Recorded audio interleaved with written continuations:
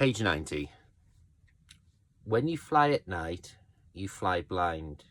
You have to trust the instruments, he says, interrupting my erotic reverie. How long will the flight be?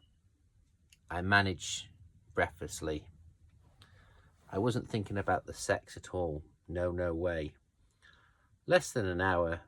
The wind is in our favour.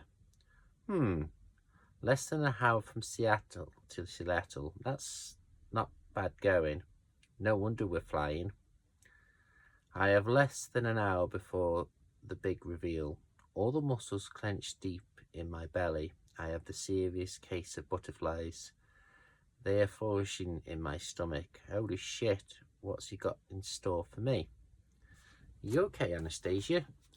Yes, my answer is short, clipped, quizzed, out through my nerves.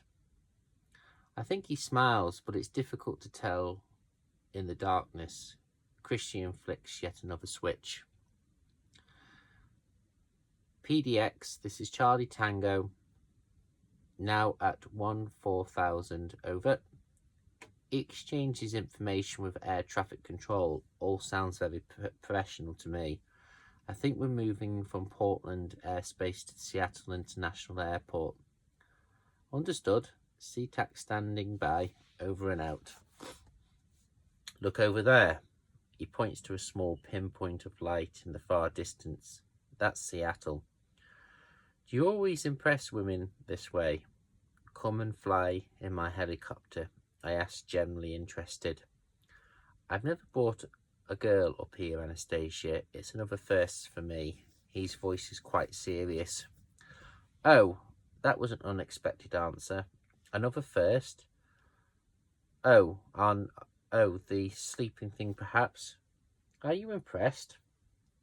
I'm awed, Christian. He smiles. Awed, and for a brief moment he's age again. I nod.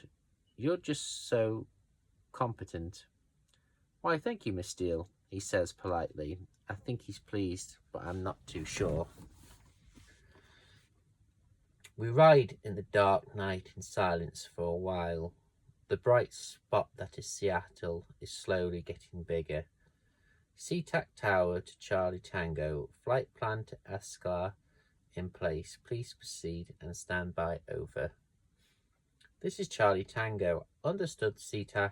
Standing by, over and out. You're obviously enjoying this, I murmur. What? He glances at me.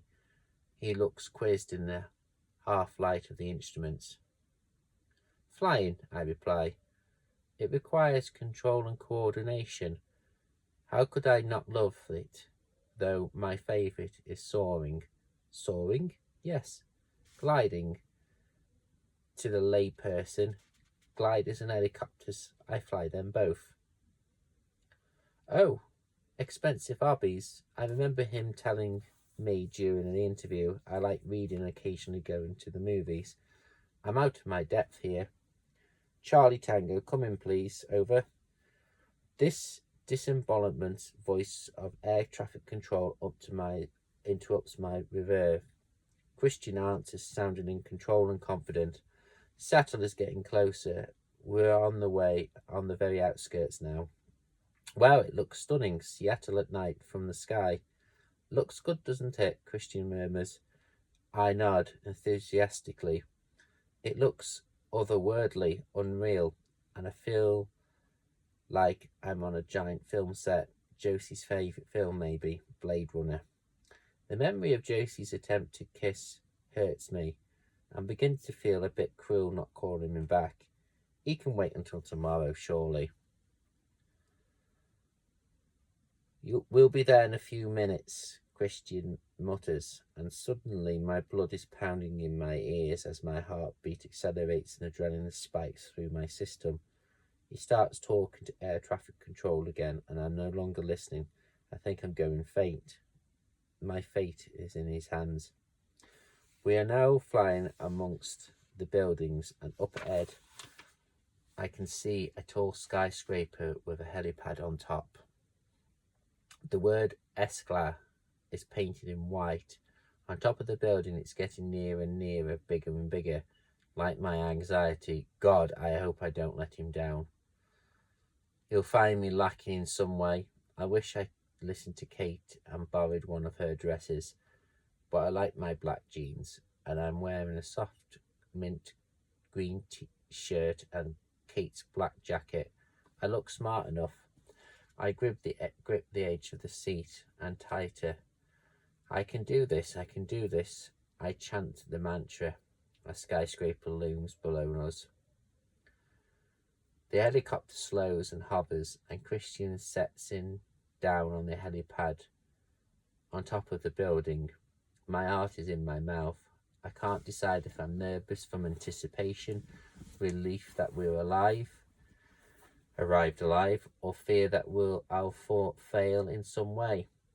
He switches the ignition off and the rotor plays slowly and quiet until I hear the sound of my own erratic breathing. Christian takes his headphones off and reaches across and pulls mine off too. We're here, he says softly. He looks so intense, half in the shadow and half in the bright white light from the landing lights. Dark night and white night is a fitting metaphor for Christian. He looks strange. His jaw is clenched and his eyes are tight. He unfastens his seatbelt and reaches over to unbuckle mine. His face is inches from mine. You don't have to do anything you don't want to. You know that, don't you? His tone is so earnest, despite even if his eyes in past, it takes me by surprise. I'll never do anything I don't want to, Christian.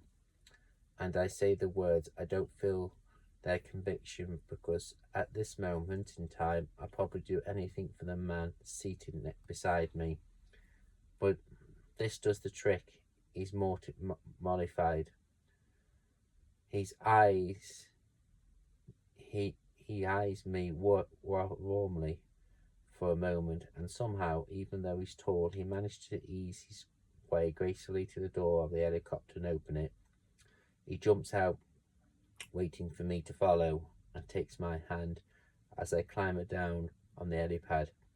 It's very windy on top of the building, and I'm nervous about the fact that I'm standing at least 30 stories high in an unenclosed space.